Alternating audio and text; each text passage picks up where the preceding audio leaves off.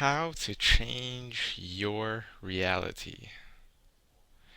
Now, we always hear this question being asked. We ask ourselves this question. We are always wondering, how can I change this reality? We have so much going on in this world. We see chemtrails, we see mass media manipulation, we see a lot of disinformation going on through our education systems. How do we change our reality? Well, definitely a good question, and is one that I have asked myself countlessly, especially throughout the past, I would say, 5 years or so.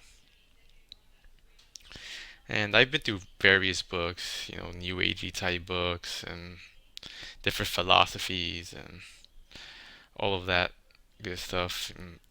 But there's just one book that I have found, and it was recently, that seemed to give a simplified version to things.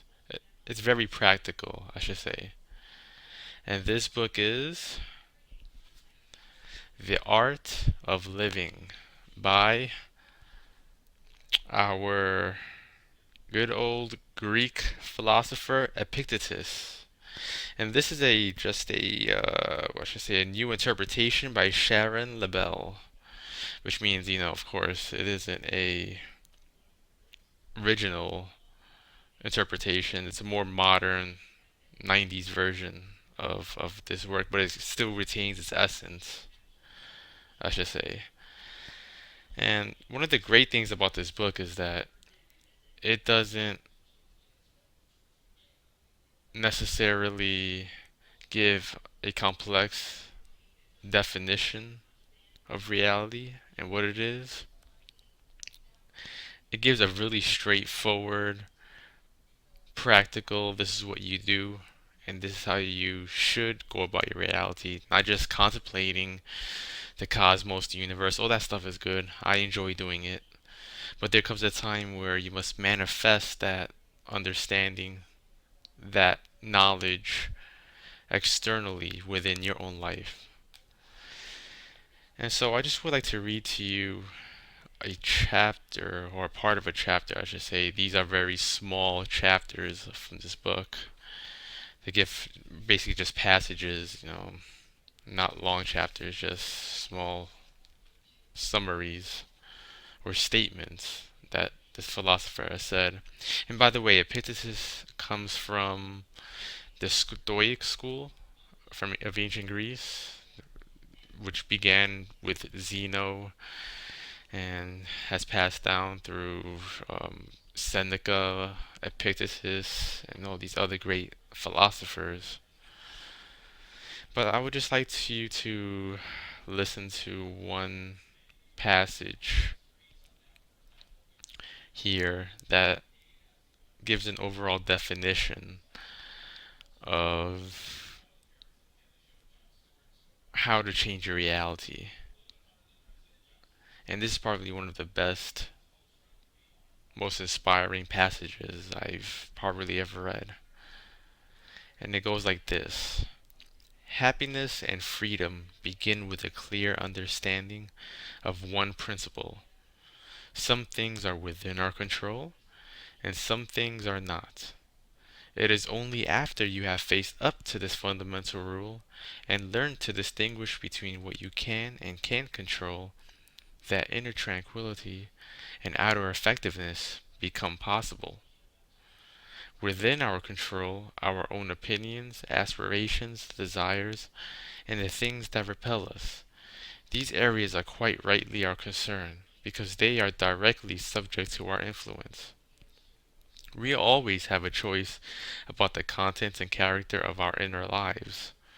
Outside our control, however, are such things as what kind of body we have, whether we're born into wealth or strike it rich, how we are regarded by others, and our status in society. We must remember that those things are externals and are therefore not our concern. Trying to control or to change what we can't only results in torment. Remember, only things within our power are naturally at our disposal, free from any restraint or hindrance. But those things outside our power are weak, dependent, or determined by the whims and actions of others. Remember, too, that if you think that you have free rein over things that are naturally beyond your control, or if you attempt to adopt the affairs of others as your own, your pursuits will be thwarted, and you will become a frustrated, anxious, and fault-finding person. Now, happiness and freedom begin with a clear understanding of one principle. Some things are within our control, and some things are not. Some things are within our control, which are the path we choose to take in our lives, in our own lives, and some things are not within our own control. Natural disasters, global calamities, con- trying to change the opinions of others within our society. These things are beyond our control. Our own development, our psychological, conscious evolution, our ability to change our own lives by becoming more self sufficient financially, um, politically, so etc. Some things that are not within our control are trying to force somebody else to perceive the world according to the way we perceive it, or trying to change an event once it has occurred. For instance, a house that has burnt down is no longer the way it was before that event occurred. A natural disaster, such as a hurricane that knocks off a building, or if we experience an accidental death of a loved one, or if we experience a tragic event that occurs on a global scale, yes, we could change the way we perceive those events, but those events cannot change themselves. We cannot change what has happened or what has occurred. If you have experienced the death of a loved one, it is sad, it is tragic, but that event has occurred. This is very much what Aristotle has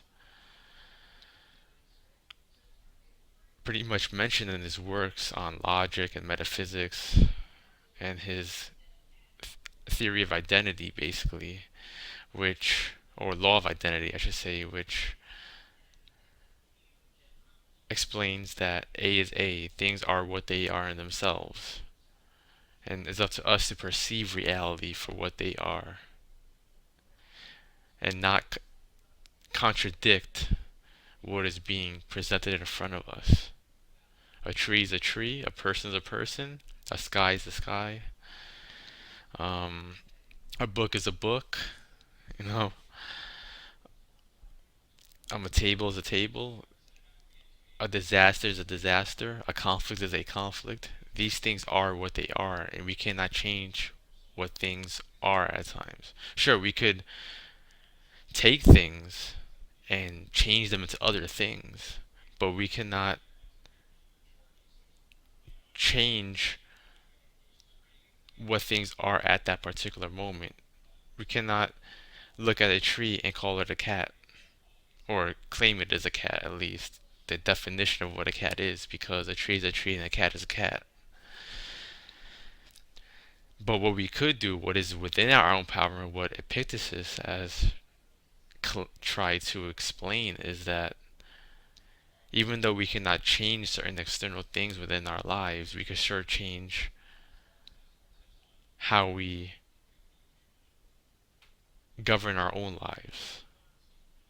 It's not just about sitting back and allowing things to happen if things are going badly.